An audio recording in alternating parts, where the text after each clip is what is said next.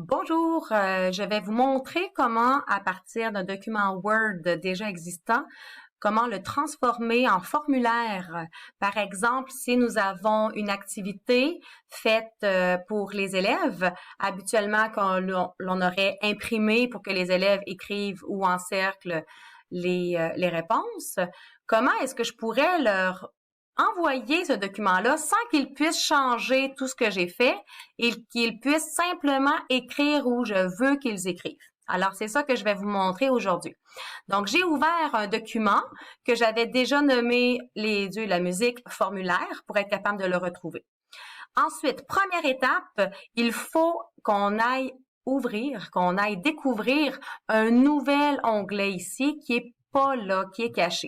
Alors, on va aller l'ouvrir, c'est l'onglet développeur. Donc, on clique sur Fichier, Options, ensuite personnaliser le ruban. Et à droite, dans Onglets principaux, Développeur, on va le cocher pour qu'il apparaisse ici. Ça, c'est première étape. On clique ensuite, deuxième étape, sur Développeur.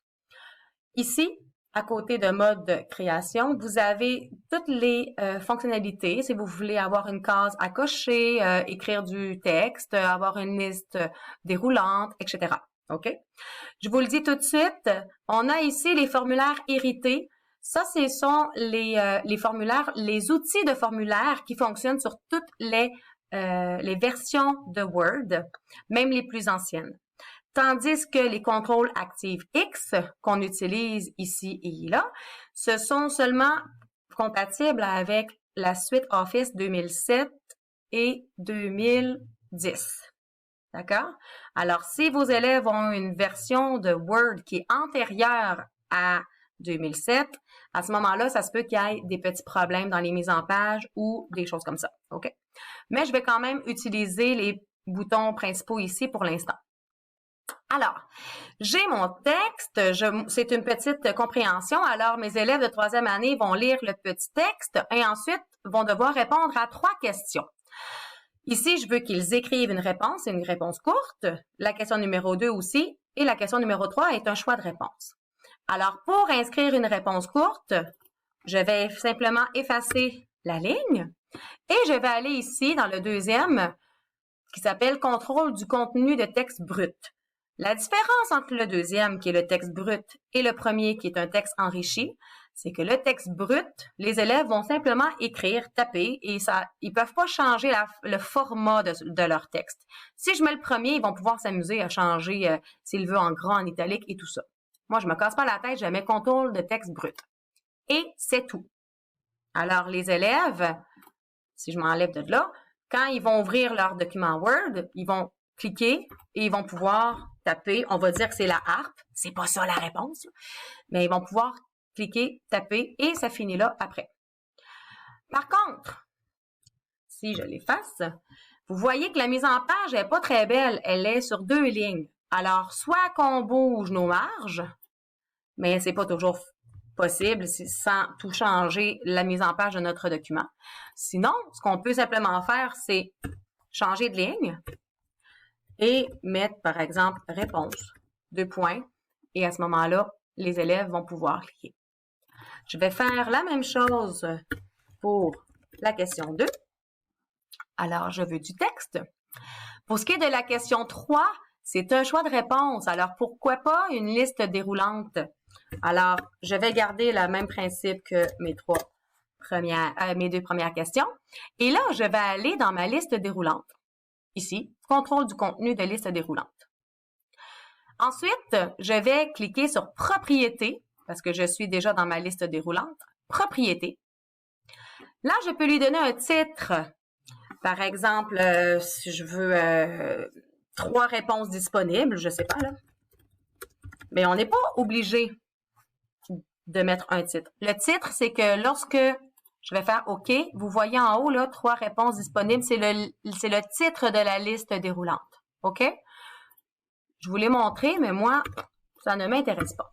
Je peux choisir aussi si je veux un cadre englobant, si je veux une balise de début et fin. À ce moment-là, la mise en page, la mise en forme, elle est différente.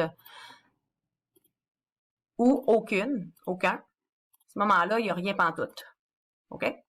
Moi, je vais garder le cadre anglais. On peut choisir notre couleur aussi. On peut s'amuser avec la couleur. Je pourrais mettre du mauve si je le voudrais.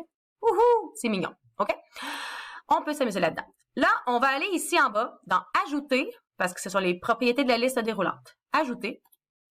Et là, je vais écrire dans le nom complet, qu'est-ce que je veux? C'est quoi mon premier, mon premier choix de réponse? Alors, les dieux mangent et les déesses boivent. Je clique sur OK. Ensuite, j'ajoute. Je peux ajouter le deuxième, le troisième, etc.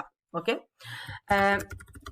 Ce que je vais vous dire aussi, c'est que si on utilise les listes déroulantes, si on utilise les listes déroulantes qui sont ici, les anciennes, on ne pourra pas, il y a une limite de caractères.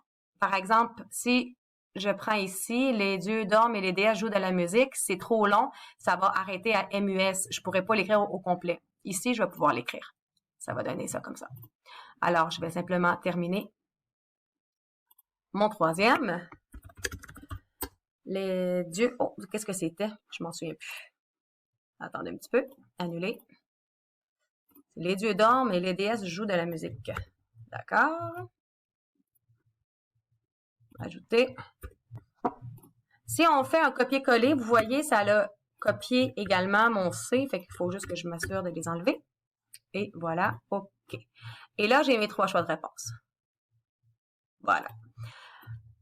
Une fois que j'ai tout terminé, là, lui, j'ai mis en mauve. On va dire que lui aussi, je vais le mettre en mauve, là. Juste pour que ça soit la même chose. Une fois que j'ai terminé, alors là, je dois modifier ma sécurité. Alors, je m'en vais encore dans le développeur, restreindre la modification. 2. Restriction de modification. Je clique ici, remplissage de formulaire, c'est ça que je dois sélectionner. Alors, ça veut dire que mes élèves ne pourront pas modifier mon document, sauf les champs de formulaire. Et ensuite, je fais oui, activer la protection.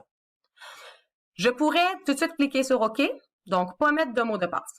Par contre, ça veut dire que les petits fins finaux, ils vont peut-être être capables d'aller dans développeur et aller enlever notre restriction. Alors, moi, je vous suggère d'en mettre un très simple.